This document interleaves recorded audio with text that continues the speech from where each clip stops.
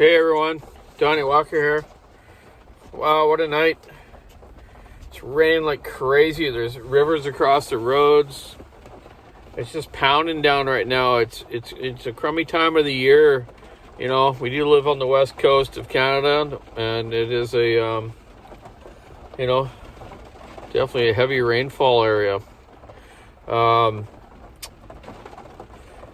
It's that time of the season, you know. Sometimes when we get too much water during a day's fall, they'll measure the millimeters that it's rained or, inches.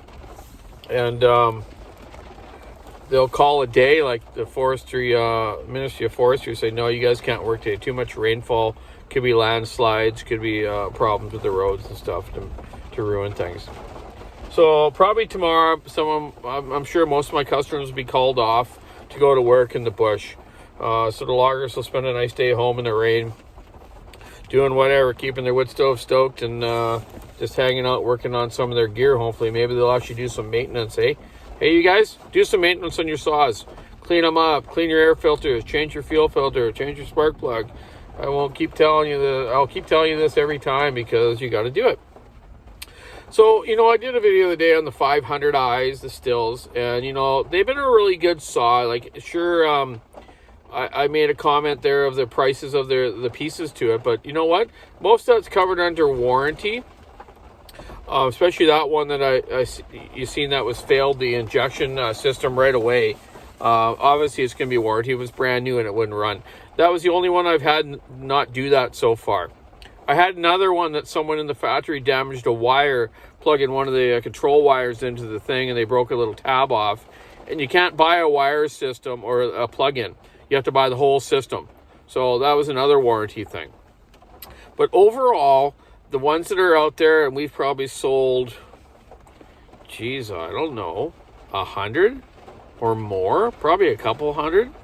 And other dealers have too on the island that I've done some modifications for people on them for them. So there's a lot out there these days. So you know what? I see comments like, oh man, I'll just stick with the regular carburetor one and stuff. And you know what? I get that. I get that totally. I love all the old school stuff. Don't get me wrong there. But the new technology isn't going to go away. And it's going to be around while we're still around. Hopefully a long time, eh? Damn right. Let's live forever. Anyway, so I just wanted to comment about that. It's funny. I'm just been up at my friend. I went home and my new deal is with Shelly working full time now, running this daycare that we opened, her business. I made the agreement. Yeah, I'll make dinner and help out with the laundry of my own and stuff. And got to pull my weight a bit, eh? It was different when she was home full time. Now we got to share stuff, and we all should do that with your loved-ones and your better half or worse half. Hopefully you don't say that. I shouldn't have said that. Anyways, so yeah, been up my buddy Stevie's, got a Starbucks here. Just gonna head home here in a bit. I pulled the engine off my go-kart, and I got so in my truck here, it's funny. My truck's always like a shop, man. It's always full of everything. So there's my Briggs engine sitting there, leaning up against my seat. Box of parts, some clutch stuff and whatnot, because I'm going to put my cart back together for Saturday, rain or shine, hopefully shine, and have some new people that want to try out karting. I'm going to let them try out my cart. So I'm going to change the gearing on it so it's not so high geared. So when beginners start with karts, they can be a little hard on your clutch. They'll spin out and hit the throttle and the clutch slips and overheats, where I got it all fine-tuned pretty good. So I'm going to put different gearing on it and just make sure it's running perfect.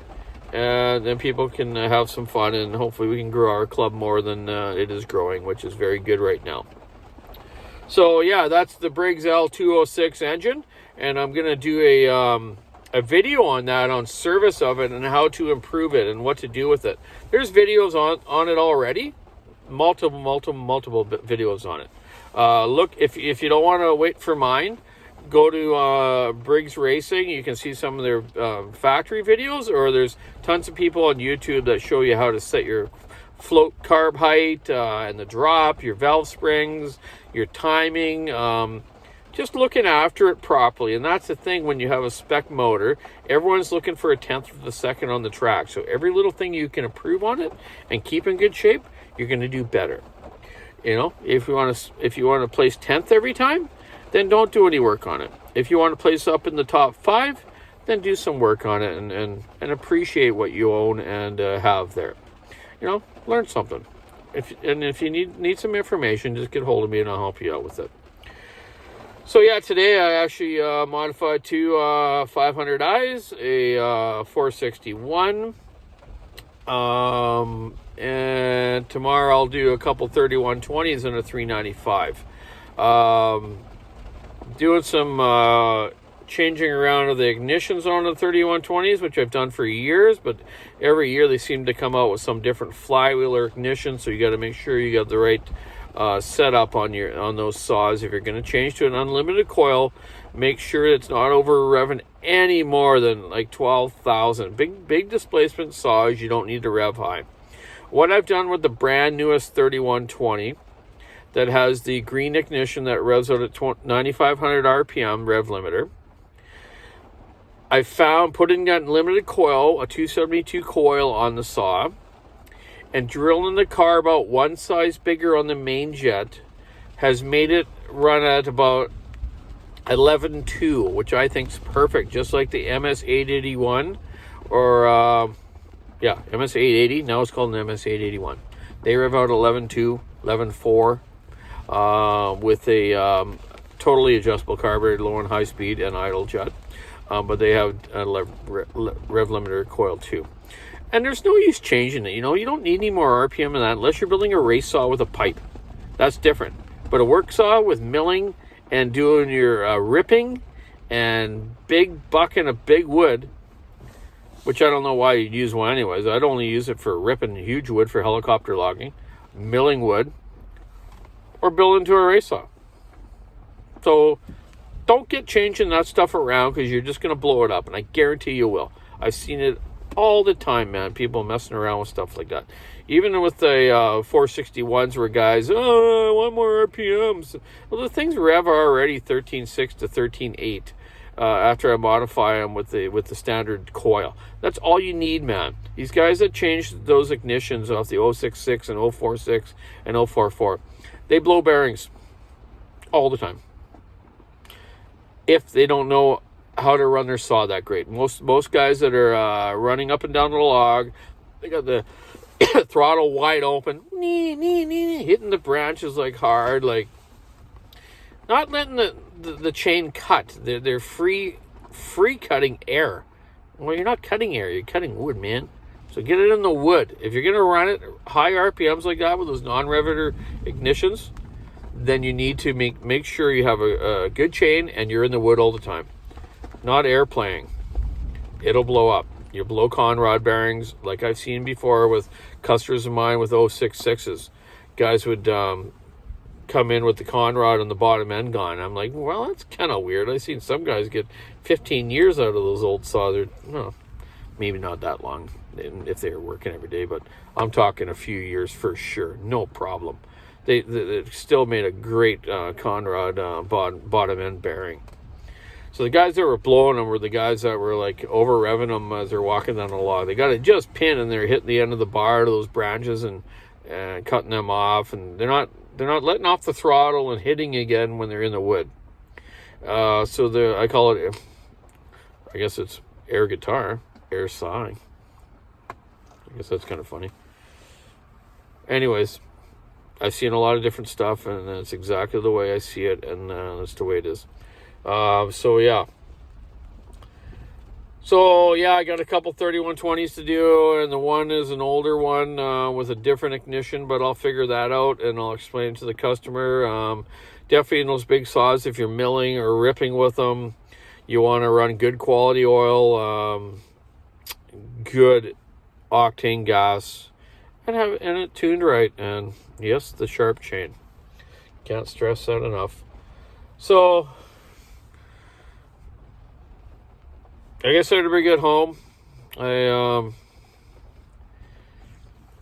got to work early, test my roof.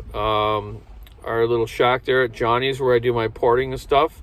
I had a drip there for a while. A couple of videos ago, you seen that? You could hear it go drip, drip, drip as I'm talking. It was funny. You could hear that in the background, eh? But I put all new screws in the metal roof. Some of the screws were kind of 3/4 way down. Whoever installed it to begin with, I don't think did a very good job. And the screws in metal roofing, the rubber washers will get hard too with UVs and over time, so they start leaking. So my good buddy Bruce Donaldson, that I've got back into kart racing, him and his kids, which is really cool because I love working with kids and seeing them enjoy a sport and learning something with their dads. And I'm their kind of like their teacher with everything. And I like it. I love working with kids like that. So I replaced all the screws. There was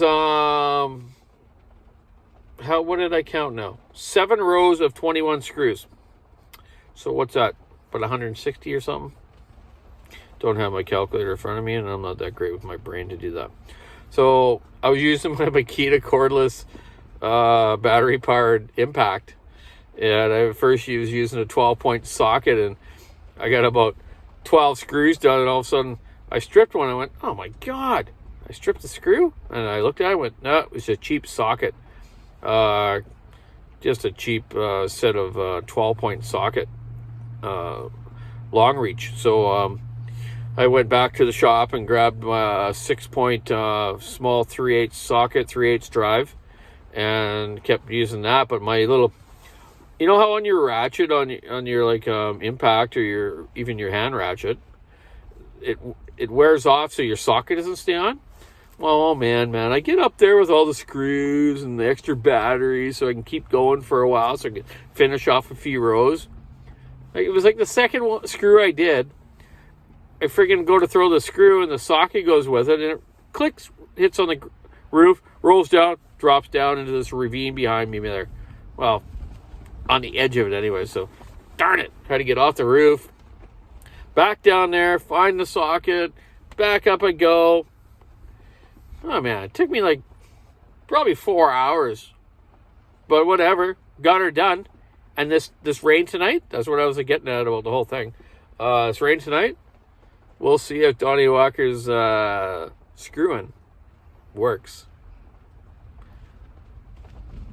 You know, screwing of the roof. Yeah. Anyways, it's been a long day. It's I don't know, just after 8 now. 8:30 or something. It's windy and rainy. Go home. Get changed. Maybe watch a little YouTube. See if Tin Man's on, or Billy Ray, Buckin' Billy Ray, and see what he's got on. Or Steve Small Engines Saloon. Check him out. He's got some nice stuff lately. And yeah, whatever. You can watch me too. Anyways, have a great night. Keep your saw in the wood. Keep your rain jacket on. Stay dry. Cheers. Have a good day.